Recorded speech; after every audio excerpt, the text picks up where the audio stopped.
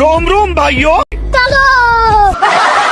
તો આપણે જવાનું તો વાહ વાત તમે આગલા ભાગમાં જોયું કે આપણે બંધાવાનો તો પાટ એટલે હવે સીધું બરી કરવાની હતી નડેશ્વરી હોસ્પિટલે જઈ. ઓફ મારો ભેદાવ છે ને ફૈસી શો.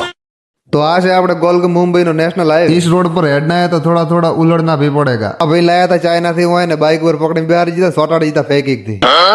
તો આપણે ઘરેથી નાઈ ધોઈને આવ્યા હતા 12.5 વર્ષનો મેલ બીજો ઉતારી ના તો ઘણા દાડે બહાર નીકળ્યા હતા.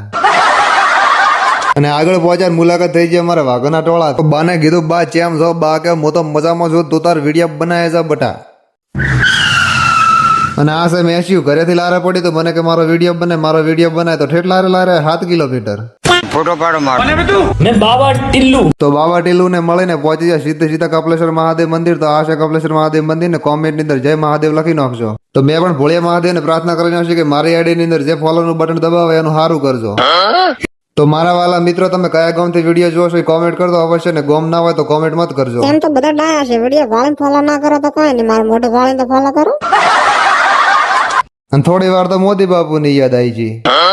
તો પછી થઈ જાય મારે ભલે ઘોડો તરશો તો ડાયરેક્ટ ઉપાડી નોશો પેટ્રોલ પંપે. બધું પોવાય છે પણ આ નથી પોવાતું. કોઈ હમું ના જોવે તો મારા મોઢા હમું તો જોઈએ. તો હવે મારે એન્ટ્રી કરવાની હતી વાવની અંદર અમારી સ્વર્ગની સીડી વાઈટ જઈને ઉભી થઈને પહોંચી જાય નડેશ્વરી હોસ્પિટલ.